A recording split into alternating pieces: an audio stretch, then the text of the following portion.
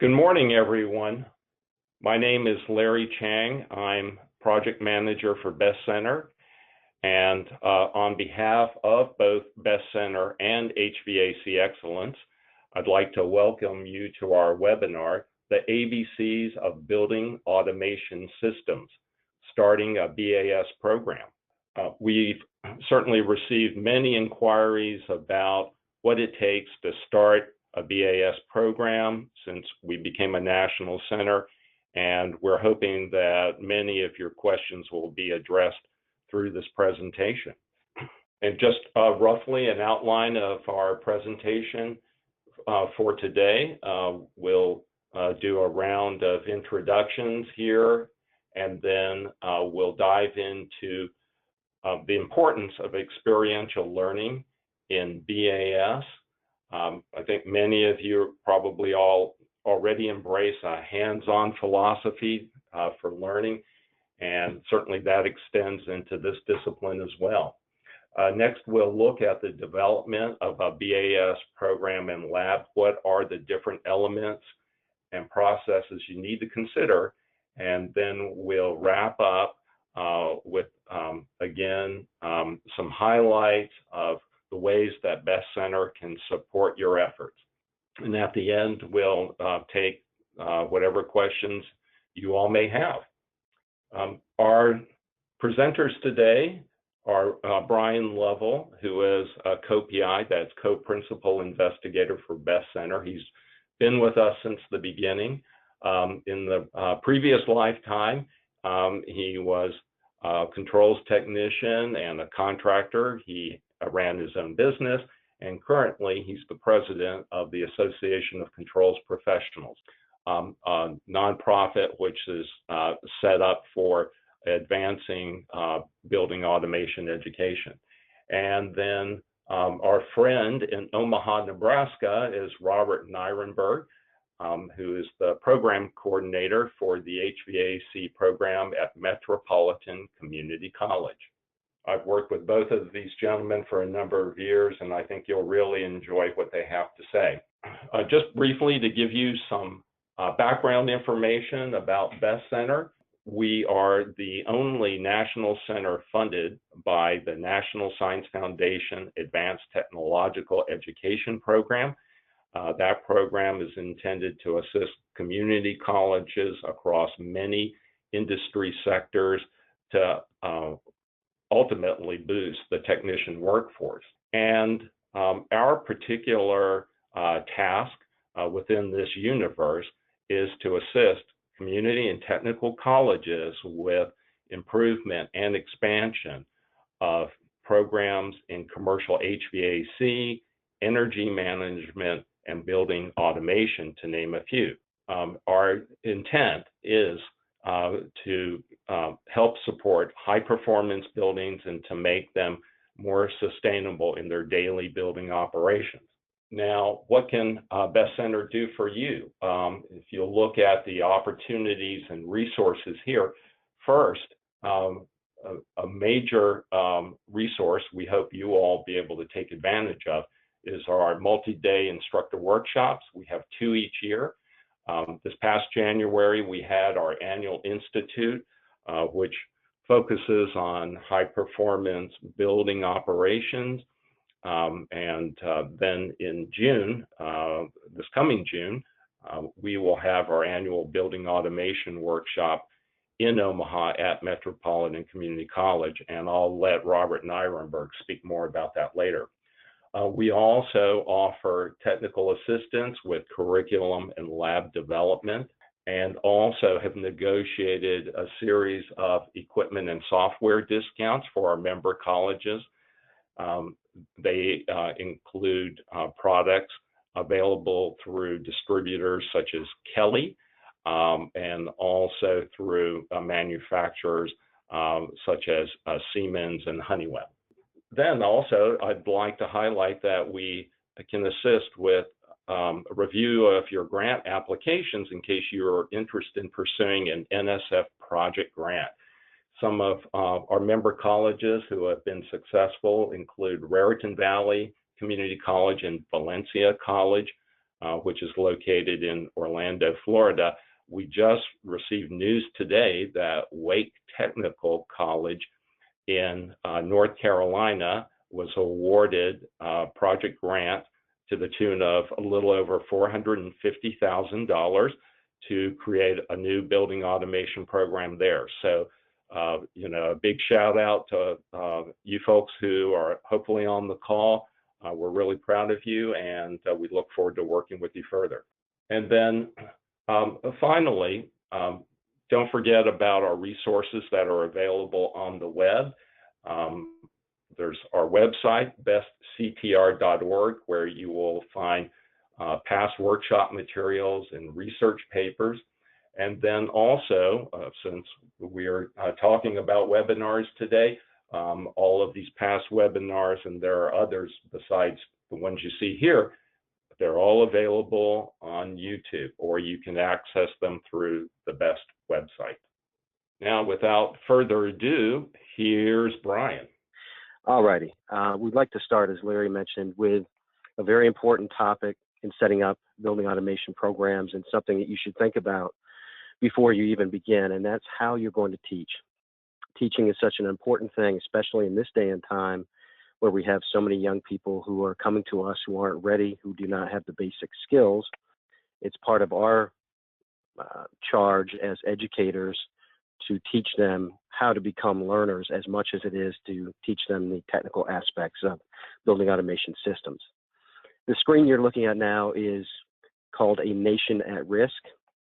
In 1981, uneven understanding back then, 40 years ago almost, the issues with K-12 education.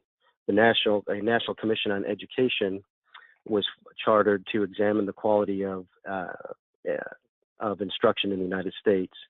And the Secretary of Education at that time was concerned about the widespread public perception that something is seriously wrong with our educational system. Next slide, please. Okay. The findings of that study, and hopefully you can see it on your screen, quote, "We conclude that declines in educational performance are in large part the result of disturbing inadequacies in the way the educational process itself is often conducted." Next slide. A lower percentage of students at that time were ready for collegiate level work. There was a reduction in motivation of students, having less focus. There was pressure to find new ways to engage and motivate students to learn, resulting in a real focus on student engagement, focusing on the 4 C's of communication, critical thinking, collaboration, and creativity, and an onus to find more applied-based instructional strategies. By the way, before we advance the slide, having done a lot of research in this area and a master's thesis on it, soon to be a doctoral thesis on it, and having set up BAS programs, we were very surprised to find out when we polled our participants that as much as the technical skills, employers today are looking for individuals who can think critically, who have the ability to collaborate and communicate effectively, and have the dimension of creativity.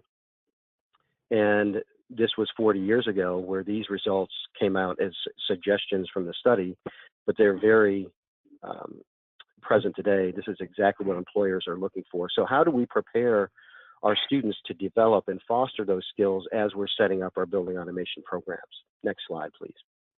So the best way to do this is a strategy called project-based learning, or PBL. Now, there's also a problem-based learning. So I'd just like to make you aware there are 2 definitions of PBL: problem-based learning and project-based learning.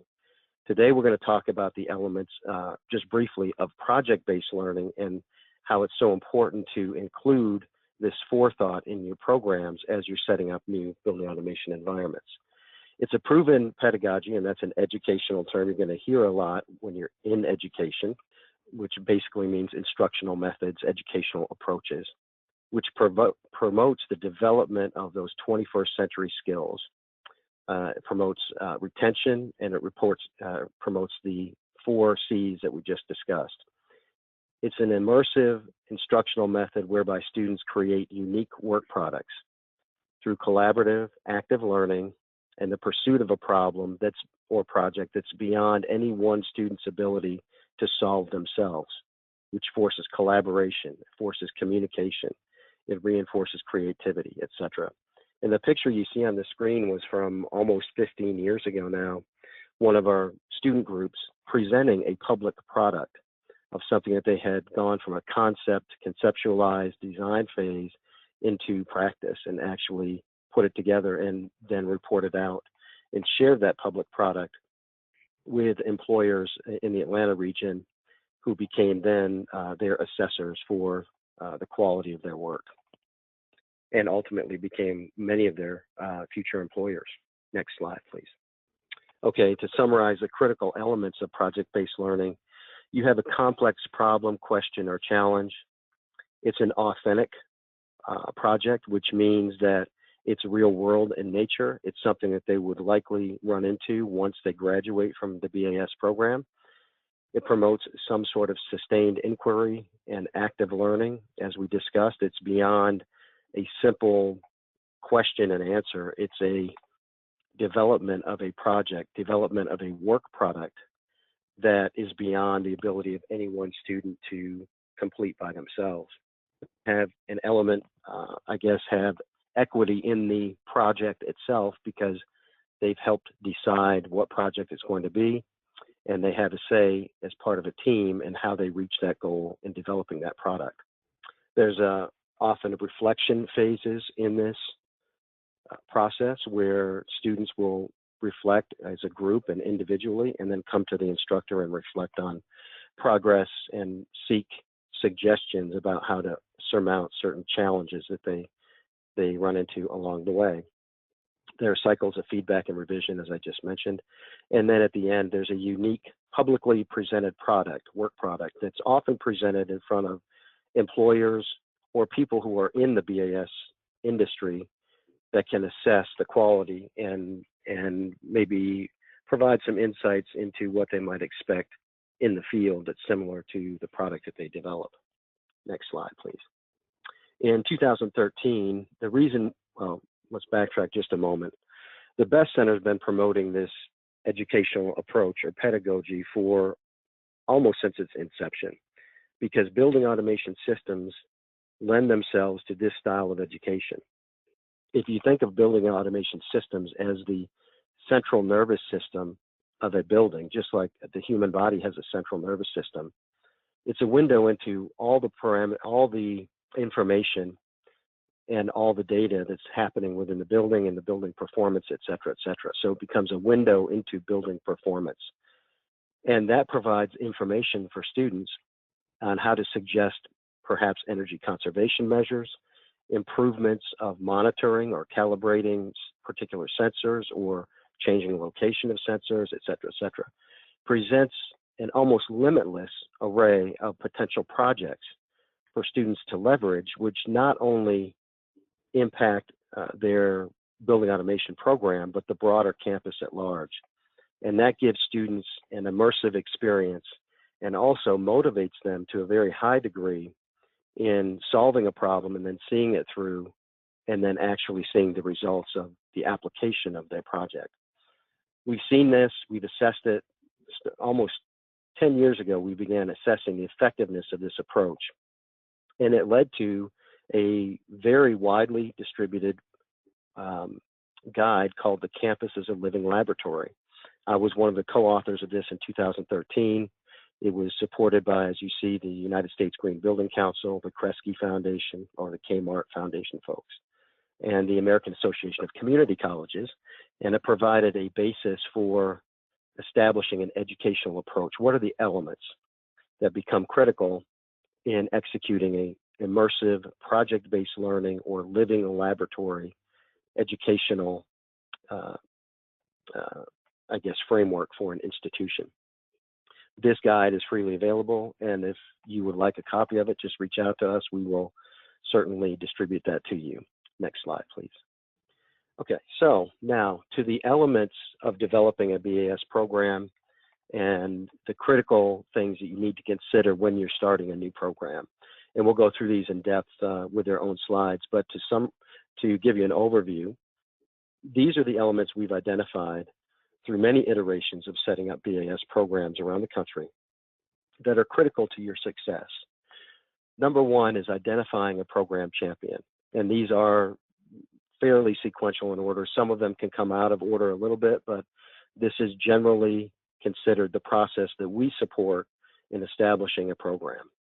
So first and foremost, you have to find somebody who's going to champion this program in an environment where you have folks who are typically extremely overworked and already stressed. You have to find somebody who's motivated to take this on. Very soon in the development of a program, you're going to be asked by administrators to establish the need. Are there employment opportunities in this space in your local area? Typically, you're going to need some help with that. The BEST Center is here to help you with that, and we'll talk more about that later. You need to develop an active industry advisory board that can promote the program, both promote the program, give you some feedback, give you some guidance, and then keep currency in your instructor or program director in where trends are heading and how things are developing, not just in your local area, but nationally. Once you've done that, you need to establish a strong program vision. It's one thing to discuss this conceptually. It's another thing to have a laid out roadmap and a vision that you can share with administrators and stakeholders to excite them, to motivate them, and to give them a niche for which they can plug themselves in and help your program. You need to then secure administrative support. In some programs, this will come a little bit earlier. In some programs, it'll come later. Typically, we see it's very good to have that program vision and an advisory board in place because that bespeaks to gaining administrative confidence in that you'll be able to carry this out and you have a vision and a plan and you have the backing of industry to execute that plan. Then developing a BAS curriculum and gaining program approvals. Since the inception of the BEST Center, and Larry will talk more about this at the end, we've established a national curriculum and we have a plethora of lessons freely available to anybody who's trying to start a program that have been vetted as best practices. In other words, we have a very large consortium of colleges, schools, programs that we've developed over almost the last 10 years, I guess the last 8 years, that we leverage to take a look at best practices in this space. So that has resulted in some national curriculum that we've established and identified as best practices that we freely and happily share with programs that are trying to get started or existing programs, and we're continuously building that out. So please come to us for that. We can help you a lot with that, the curriculum and getting through those program approval hurdles that you'll run into in your various states. Creating a comprehensive and BAS instructional lab project plan. We'll get into this slide quite a bit when we advance here, but this is critically important as well. There are a lot of programs we've seen that did not mastermind a BAS lab renovation project, and they wind up with a lot of donations, which is okay, as long as the donations support a broader, focused project plan. Too often, you'll get the donations too early. The donations do not fit into a project plan, and they'll just sit there unutilized. So you want to avoid that by establishing and creating a comprehensive plan. Construct and commission a BAS instructional lab as you would a typical construction project. Engage the broader community, and then engage in ongoing program marketing so that you can keep the seats filled and send students off to employment. Next slide, please.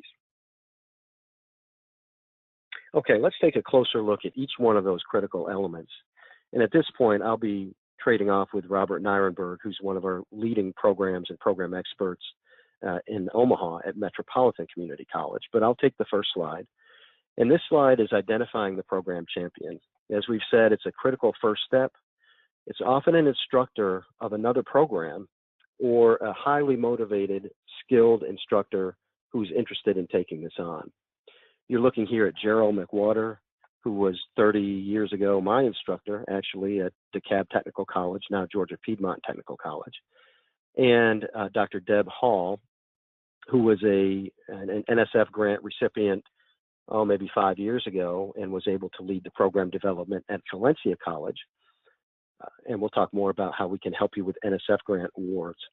These are two examples of program champions who were already teaching or directing programs at their institutions, but had an interest in developing a BAS program. This is a critical element because typically those folks who are setting up these programs have another full-time job. So if the motivation, the interest is not there to advance a program, the idea can sit and languish for a long period of time before something gets moving. Success or failure of a program hinges on the individual's willingness to take on those extra tasks, often without extra compensation. And I know that was the case when 13 years ago we set up our program at Georgia Piedmont Technical College.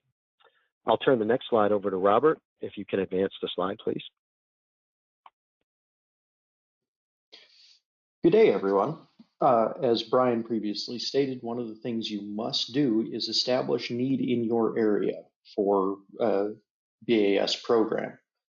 Through this process, you're going to make acquaintances with your local contractors, sometimes not just contractors, but institutions as well. Because keep in mind that just because the majority of our BAS technicians work directly for contractors, it is far from the only need in our area. So don't forget to reach out to especially large institutions like hospitals, large schools, school districts, because they may be able to support you as well to some extent. But make sure that you get any support from these groups in writing. That way you can show that as evidence when you need to talk to your administration, when you're looking for those state level or higher level approvals. And of course, BEST can help with that. We have a lot of data, especially around employment needs for regional areas. So keep that in mind. Next slide, please. Brian? Okay, thanks, Robert. So this slide is called Developing an Industry Advisory Board, another very critical element. An advisory board can provide needed cachet to gain administrative support. In our case, when we were establishing a program, unfortunately, I've been in industry my whole life in controls.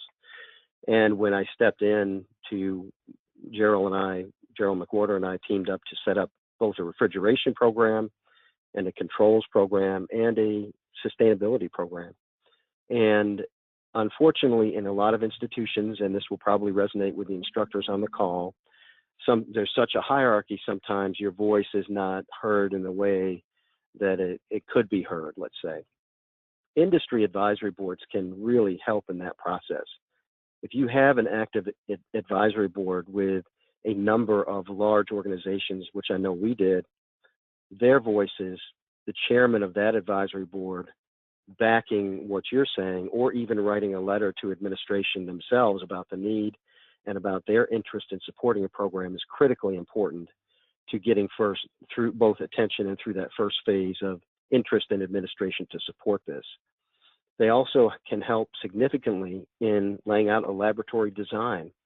When we set up a full refrigeration laboratory, there was a lot of piping, there were a lot of various types of controls that we wanted to make sure that were in the laboratory. We wanted all the various leading types of compressors in there, and we needed industry support for that and design support for that.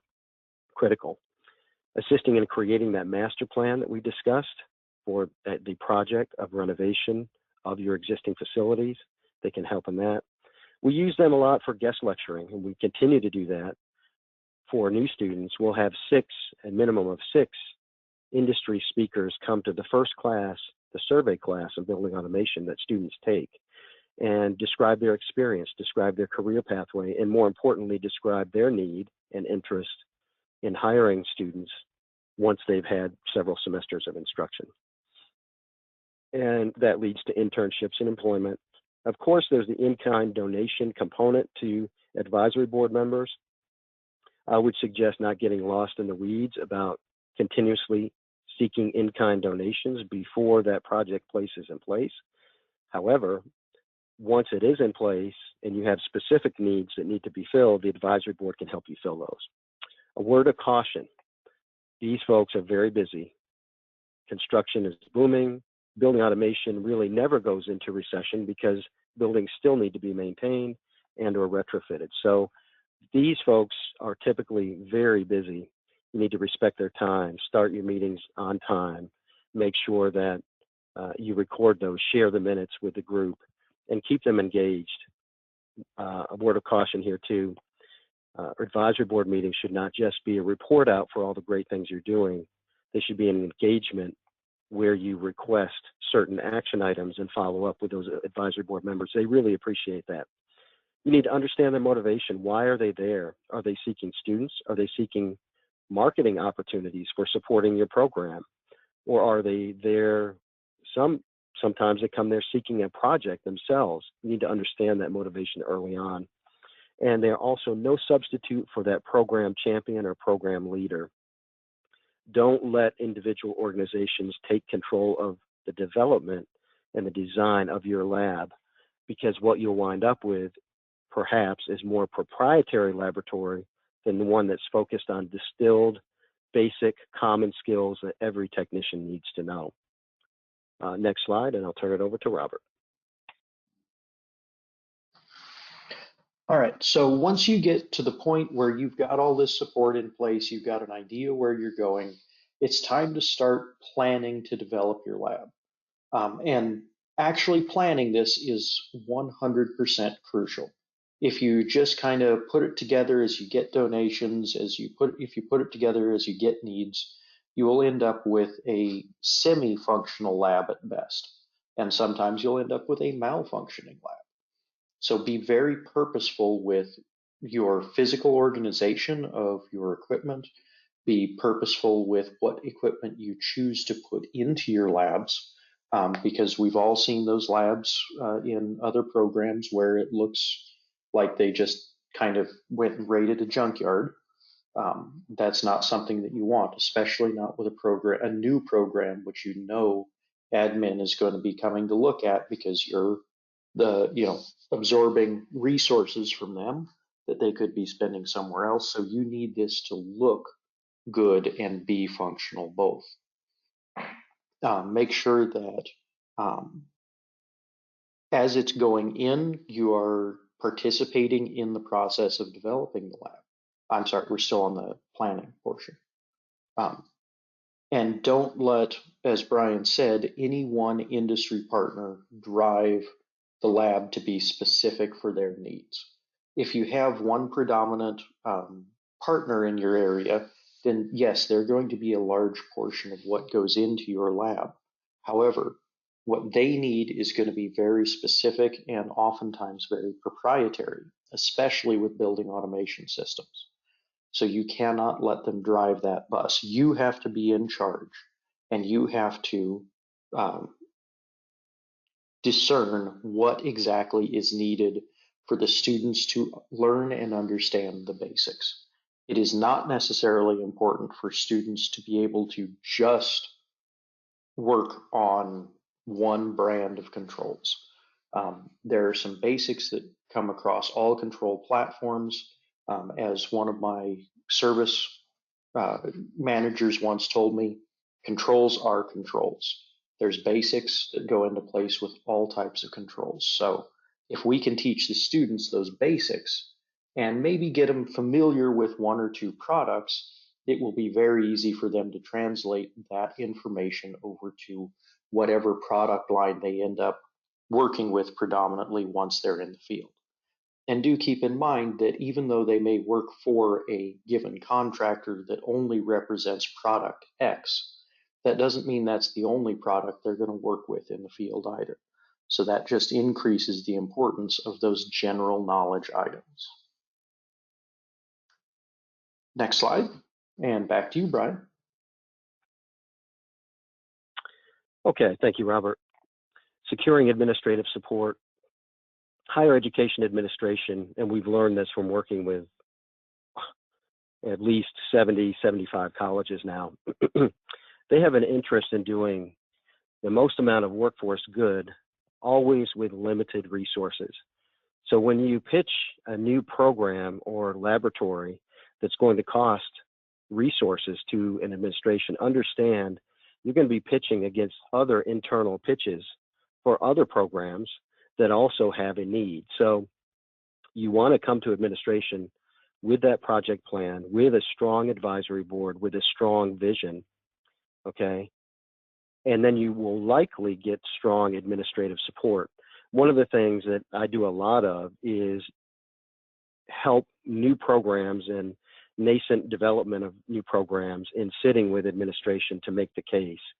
And we see that that's effective because it's another voice. It's like another industry advisory voice, but we're representing, National Science Foundation interests in developing scale and bandwidth in this space for training.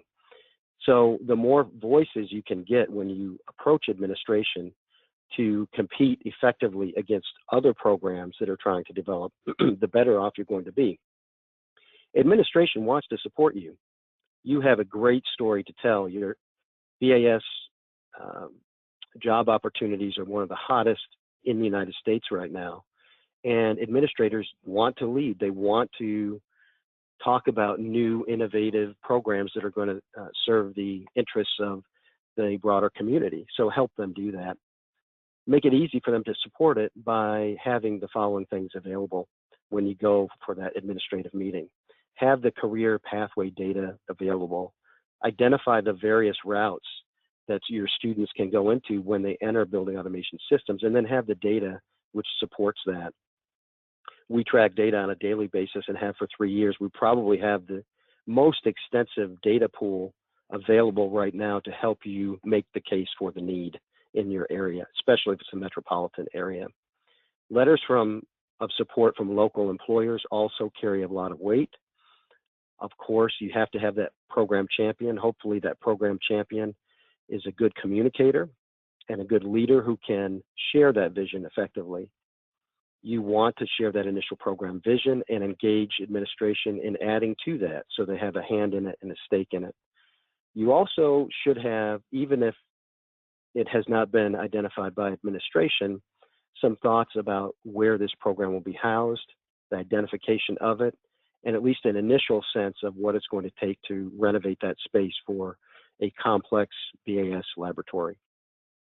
And then, of course, a program's only as effective as the number of folks who know about it. And so program promotion and marketing and awareness become a huge issue as well to talk about with administration. Hey, we're going to put $500,000 in this laboratory environment. Okay, who's going to come and fill the seats? You should think about a plan for that to share at that administrative meeting. And I'll turn it over to Robert. Next slide, please. So once you have your program in place, you've got your administrative support, now it's time to start developing curriculum. You can see here on the slide, this is an example curriculum provided to us by Georgia Piedmont Tech.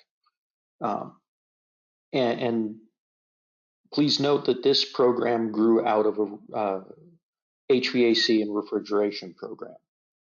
This is very common with building automation systems, but it is by far not the only route that it can come out of. It can come out of electrical programs, sustainability programs, or engineering programs as well, just to name a few. So those are always going to influence some of the basic classes that your students are going to take.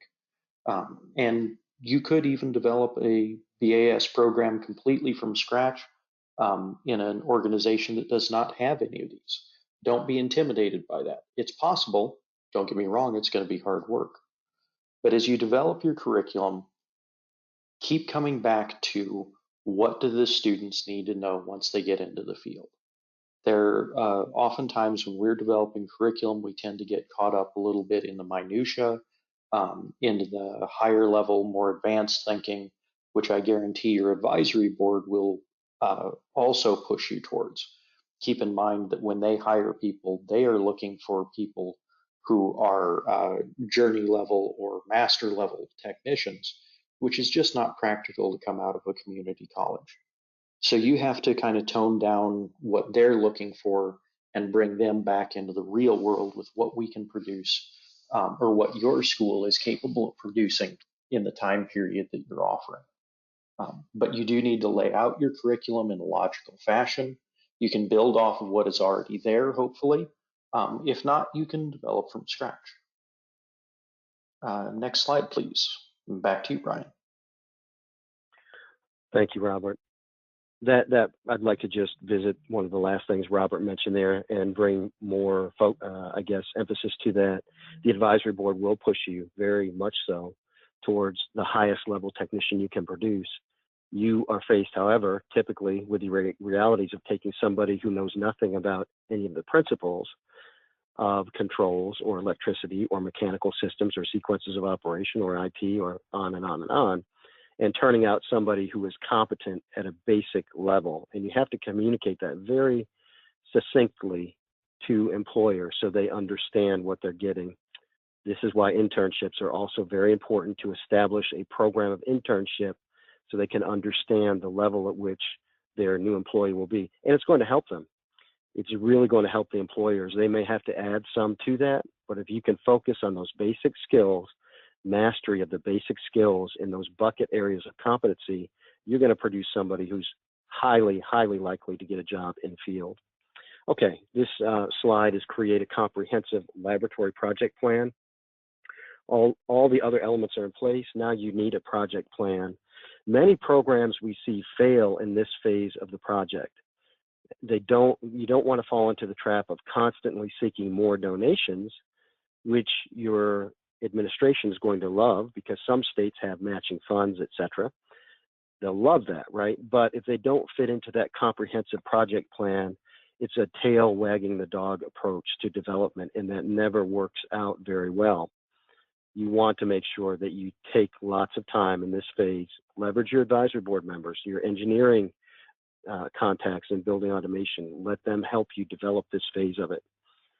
As Robert mentioned, and I mentioned previously, be very wary about letting one firm guide the project, because they will invariably guide it in well-meaning, but they'll guide it as to what they know, and what they know might be highly proprietary, which won't serve the general interest of your students. Not that they won't have to work on particular products, they will. You just don't want one product guiding the development of your BAS technicians. You want to keep the laboratory environment in that non-proprietary mode and focus on those general skills, not the specifics of software. When your students come in as an instructor for many years, actually, I taught my first controls class even before we had a program, when I was still an employer back in 2000. All your students want the software right off the bat. Problem with that is that what's typical in the field for technicians is they lack in the understanding of systems, mechanical systems, sequences of operation, really getting a grounding in that, electrical principles, the realities of what technicians will have to deal with in the field. If they're not grounded in that first, it really limits their effectiveness on the software side, because before you can control something, you have to know what it is you're controlling and how it's controlled, and that takes more time. I don't want to simplify it, but I always used to tell my students, the controls is great, the controls is exciting, but the controls is really pretty quick to pick up. If you know the basics, you can pick up the controls pretty quick. If you don't know the basics, it's going to take you a lot longer to pick up the control theory part of it and be effective at it. Be very wary of simulated training and online instruction. Not that it doesn't have a place, it does. But as a primary modality of instruction, you're setting yourself up for failure. This is a very hands-on field. When your students graduate, they will be immersed in very complex environments.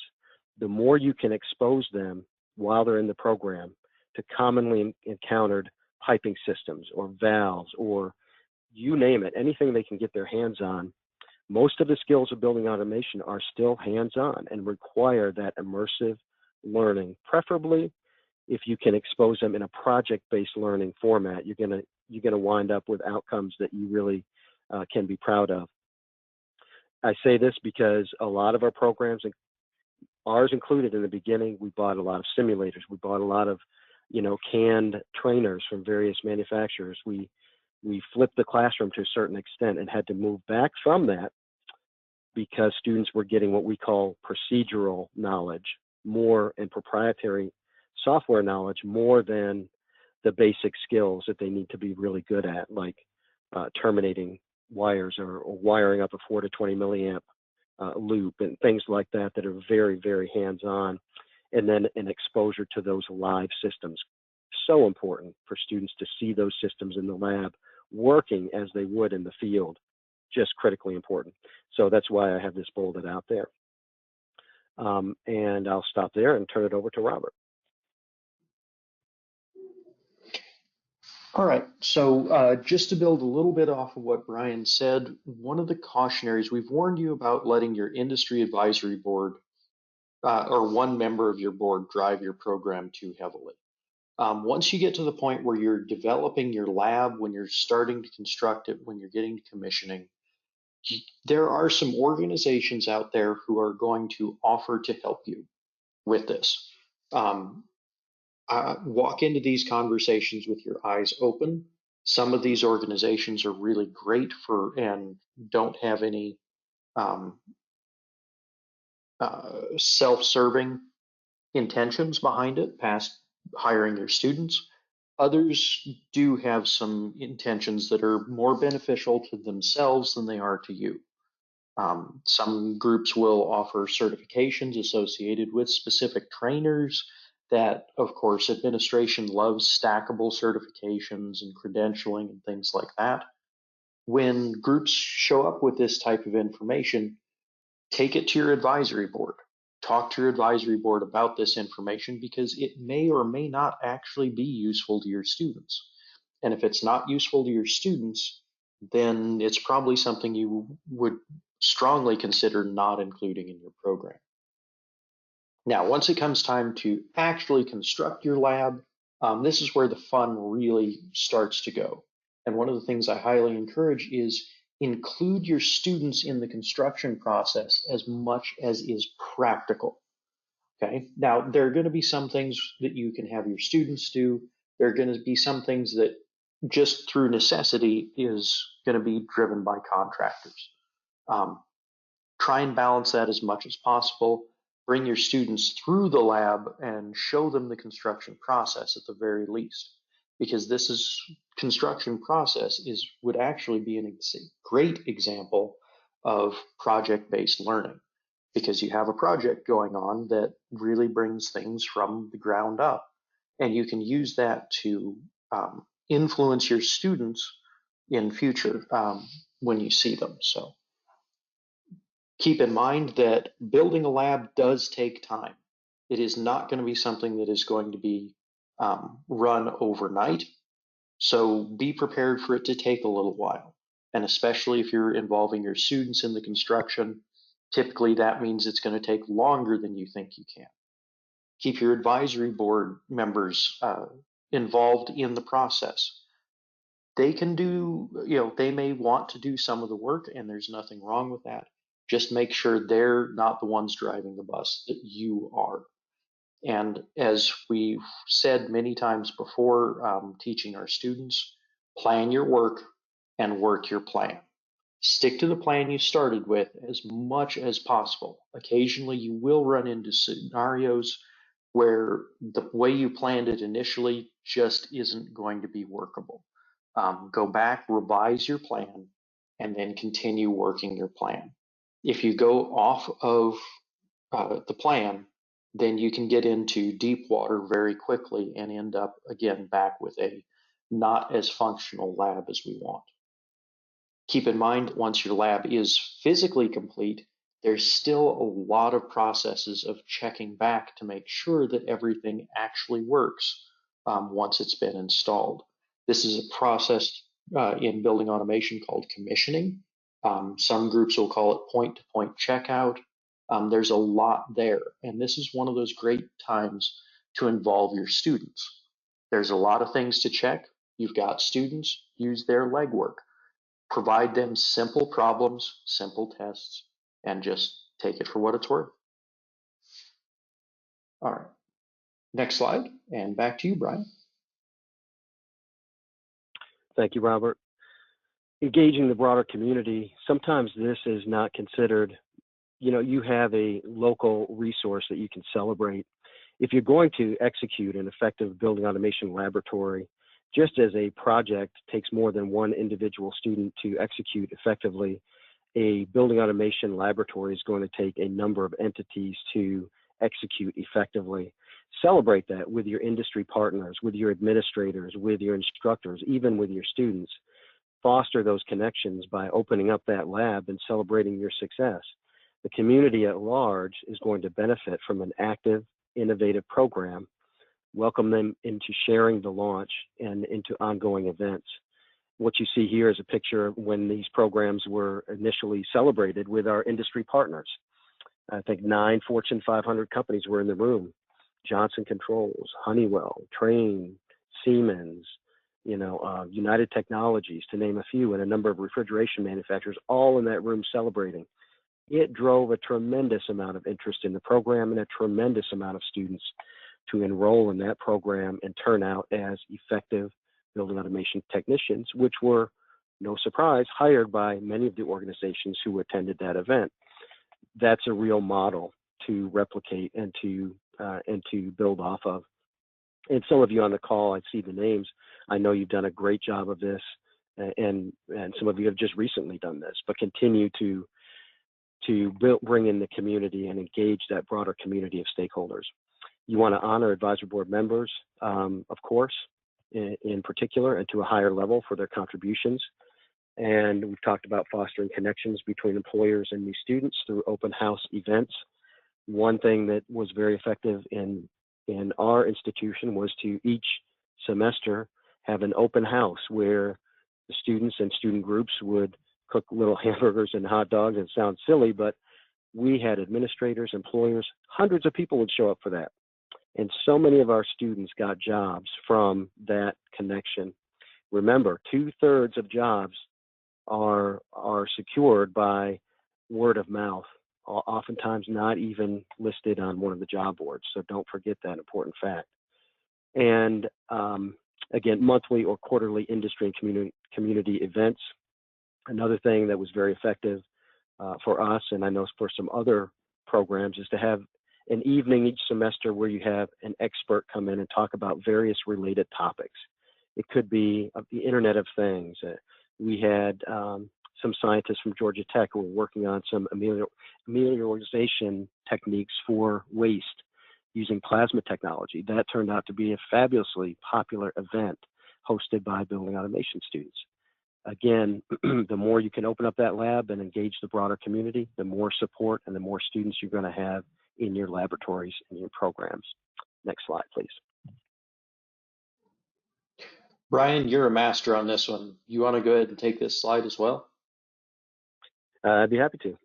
So leading on from what we just discussed, ongoing program marketing, as most of you know, probably all of you know, our industry suffers from a serious lack of awareness. It's not as bad as it was 10 or 15 years ago, certainly, but it's still a serious problem. So you want to be top of mind through regular creative marketing. The picture you see is an automated box truck that is touring the country to bring awareness to building automation systems.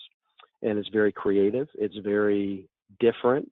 It brings a number of elements of reaching students where they are on their cell phones, et cetera, et cetera. This is just one technique, and you can come up with hundreds of different ways to creatively market and bring awareness to your program. Leverage the unique nature of the BAS industry. The BAS industry really is a centerpiece of the Internet of Things, and everybody's heard of the Internet of Things, how we're moving to the digital space. Young people love the digital space, as we all know. They're attached, almost an appendage of theirs is their cell phone, right? So leverage that and their presence in that digital space and tell them, hey, do you know you can make money using your cell phone to access building controls? So that excites young people. Talk about the remote nature of how you can get alarms, alarm notifications and routing and control, even break it down to the home environment, how you can control things in your home, although that's a little bit outside of our focus in BAS, but it still brings the concepts home to students in a way that they understand. And then you can leverage, obviously, local news outlets. We leverage the Atlanta Journal-Constitution in Atlanta. We've leveraged some national organizations, even today, bringing awareness through HVAC excellence, etc. Great way to bring awareness. Take advantage of dual enrollment and highlight the shortened matriculation from a start of a student in the program to graduating with less debt, high salaries, a very stable career pathway. And Robert, I'll turn it back over to you. All right. I'm going to make this slide really quick. We're running low on time, and we do want to have time for you to ask questions. So now we're going to get to what the BEST Center can do for you. Among other things, we do, as we mentioned earlier, host 2 annual workshops. The next one is upcoming in Omaha, Nebraska on June 2nd through the 5th, and will be hosted by Metropolitan Community College. During that time, we're going to do a hands-on PBL, problem-based learning exercise, oriented specifically around 4 to 20 milliamp loop control and PID loop tuning. There will be a backnet aspect to that as well. Other things that we can do is we can provide technical assistance depending on what you're working on. Ask us if somebody in the core group does not know an answer. We have 70 plus member colleges who may be able to answer that for you. We can also provide sample material for BAS programs, sample curriculum, course layouts, things like that. And we also, throughout some groups, have some good equipment discounts for you from controls warehouses through manufacturers. So I think that's next slide. And go ahead and submit any questions that you have, if you would please, at this point. I think we were going to pass it to Larry at this point. Great, thank you, gents. And just very briefly, always want to keep in mind that there are a plethora of online resources, but among them, please go to bestcenter.org. And also, you'll see the URL for Brian Lovell's organization, Association of Controls Professionals. You can also look at BACnet International to learn more about the history of the BACnet protocol, which is quite commonplace among control devices. And also DDC Online and Automated Buildings, just really invaluable resources that have been available on the web for quite some time. And just to wrap up, these were the things that we covered during the presentation, right? How very important it is to integrate experiential learning and, if possible, project and problem-based learning, you know, to get the students to think critically. Obviously, the development of a BASM program and lab is a very comprehensive undertaking. We hope we've been able to at least give you a few pointers, and maybe through our questions, we can also offer a few more. And certainly, NSF, BEST Center, and HVAC Excellence, we're all here for you. Finally, as we go into our question session, I leave you with our contact info.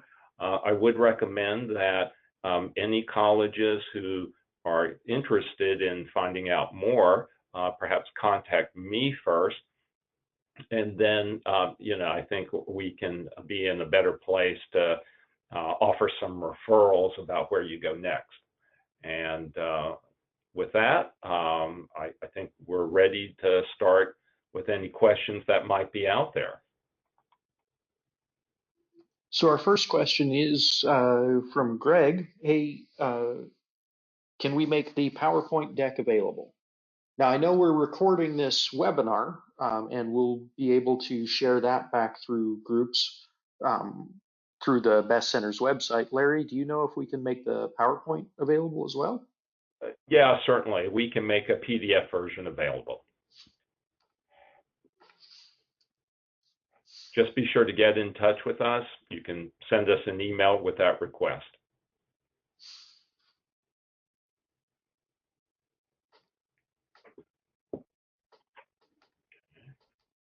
That's the only question we have so far. Anybody have anything Okay. else? Well, I've No, I've here's got a one. few right. Oh, So this one is coming from Hadley. In BAS instruction, is there a bias towards systems installation since that is where identifiable jobs are? How would you address the needs of the building operator?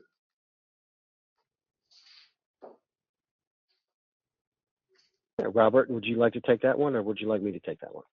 I can go ahead and take this one. So that's a great question, Okay. Hadley. A lot of the installation trades get a lot of attention, and we do have a tendency to focus in many of our skills towards the installation side of things. Building operators are definitely one of those groups that we cannot ignore.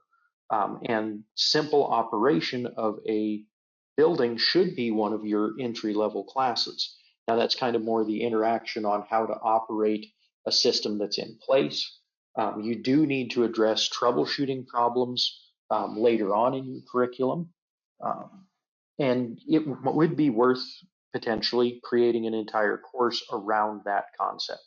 It's going to depend on what your industry needs are in your area. Hope that answered that one okay for you, Hadley. Brian, any all additional right. comments? Well, Yeah, I'll just add one thing go there ahead. to that, Robert. A great answer and question. But the one thing I would add is a couple things. We see so many of our students first experience in building automation riding with a technician. And if you're riding with a technician, whether it's an installation tech or service tech or whatever it is, they are going to run into the need to add a sensor or move a sensor or calibrate a sensor or mount a controller or change out a controller or typically that's a very good place to start because it's a common skill set, not just for the building operator as well, who might have to manage those subcontractors who do that, but also for those who then move up the ladder into a project manager themselves or general manager, whatever. Having that skill set seems to be very important. So we are a little bit biased in that because 2/3, at least in our experience, of our students, that's the pathway that they first step into. But I think that also supports some of the needs and the skill sets that a building operator would be good to have as well. So I hope that answers your question as well.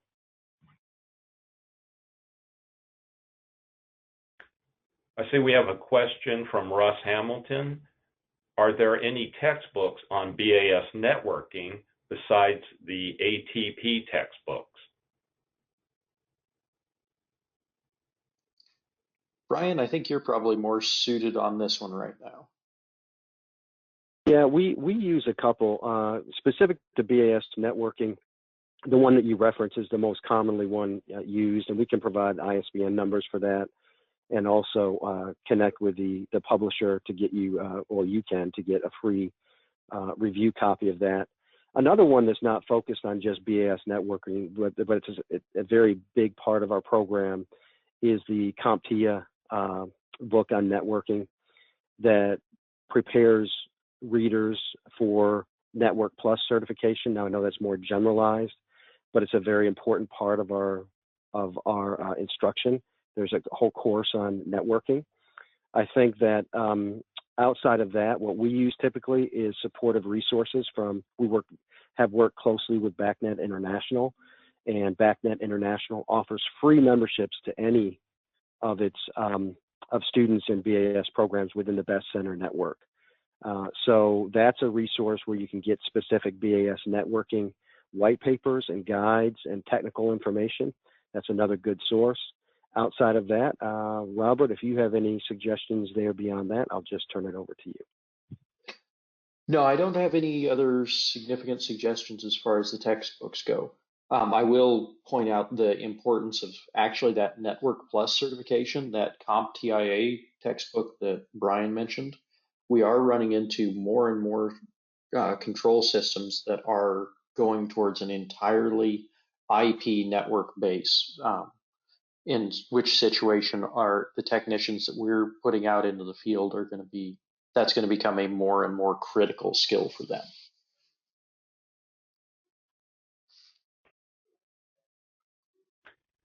Okay, we just got a question from Greg Ander.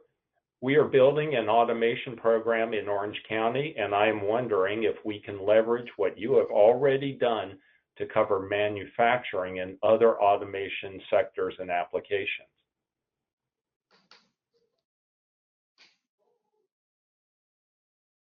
You want me to take that one, Larry, or would you? Or Sure. Go right ahead. Hi, Greg. I'm glad you're able to join us today. Of course, as you know, there are some common skill sets there that would apply to both process, manufacturing, automation, and to building automation systems. Of course, that content that is common to both is something you can certainly build off of. I think there are quite a few things in process automation, however, once you get further into the weeds, that are quite different. Certainly the speed of responsive systems, the prevalence of different proprietary environments like the Siemens environment, the Allen Bradley environment. That's where you have a bifurcation of the instructional approach. Since those two organizations have such a strong presence in that space, I would change my advice in building automation, which has more manufacturers that are prevalent in the space, to really honing in on some of the specifics in some of those other environments that are so prevalent in the process automation space. So I guess to summarize, I would say there are many elements that you can build off of, but once you get into some of the higher level courses, you have a different niche there, and you need to be specific about what you're exposing your students to as far as the systems, the types of sensors, the response, the way you set up and source products in the process automation space, et cetera. Quite different than the building automation space. And Robert, if you have anything to add, I'll turn it over to you. No, I really don't have anything to add on that one. I think it was a great answer, Brian.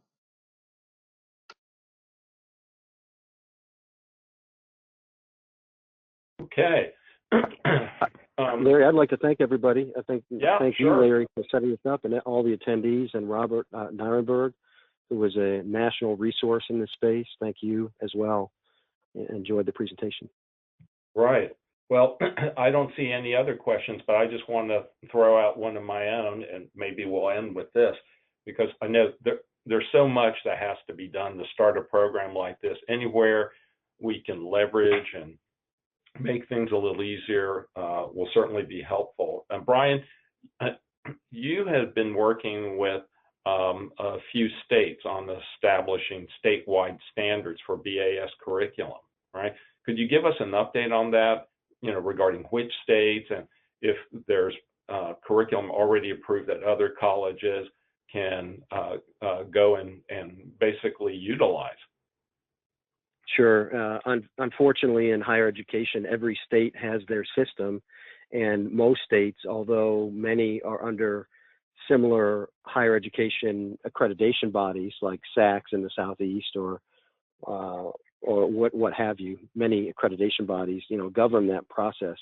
Each state also has a very prescriptive way that you go through approvals at the local, regional, and state level, and that often takes, it took us 9 months. Sometimes it takes as much as a year to surmount those challenges and establish a state standard. That being said, we've worked with 6 states so far to establish state standards in building automation education. That is something that can be built off of. It's certainly available on state websites, etc. However, everyone is different as well, and so you need to take it. I suggest you take it with a grain of salt and look at the basic programmatic level outcomes that each state has identified. Those come along with what we call Bloom's taxonomy verbs, action verbs, a dozen or so things that the students who graduate programs in those states need to be able to do or demonstrate proficiency in. I'll give you an example of some of the states we've worked with. We've worked with Delaware to establish a state standard, Florida, of course, Georgia, and there are some other states as well out there that we've worked with. But the key takeaway there is looking at those outcome skills more so than the packaging of the content of the courses, try to boil it down to the programmatic level PLO outcome competencies or skills that a student should have. And if you want more information, I'd suggest reaching out to Larry and contacting us, and we can guide you more specifically in the space. It's kind of that could be its own webinar, honestly. But it's something that each program, especially if you're the first one in your state, please reach out to us and engage us, because we can help you through that process of establishing the skills standards in your state.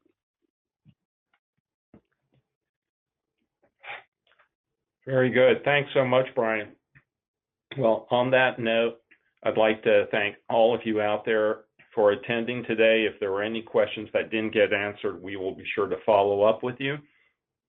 I also want to thank our sponsors, HVAC Excellence, again for their unwavering support of Best Center's efforts, and Robert and Brian, of course, I thank both of you for your outstanding presentations and insights. Robert, is there anything you would like to say before we sign off? We have one more question, guys, just so you know. Okay. All right, go ahead. Let's make this the last one. Okay, so we have a question. Any thoughts on remote learning in the time of COVID-19? Robert, I'll turn it over to you. All right, this is a great question, and one that I think is probably in the forefront of just about everybody's mind at this juncture.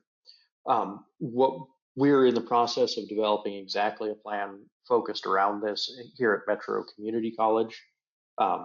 And what we are doing is we are setting things up, kind of dividing into what we have to do in labs and what we can do through an online lecture or learning management system, and really kind of dividing up that material in case we do have to take some sort of a break, in which situation we are hitting, while we have students in the labs, we're hitting it hard and fast as we can, because we believe that it's just a matter of time as to when and how long that break is going to be.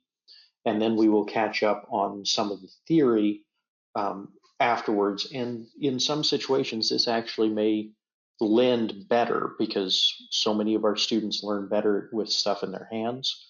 Once they've got a little bit of experience in the lab, they can then apply that to the theory, the lecture, and those type of projects. So unfortunately, it's not a great solution, but it's what we have at this time. Okay. Great. Well, thank you, everyone. And I think I probably already said goodbye earlier, but thank you again. Stay engaged with us, stay healthy, and we look forward to seeing you again soon. Thank you so much. Thank you. Take care, everybody.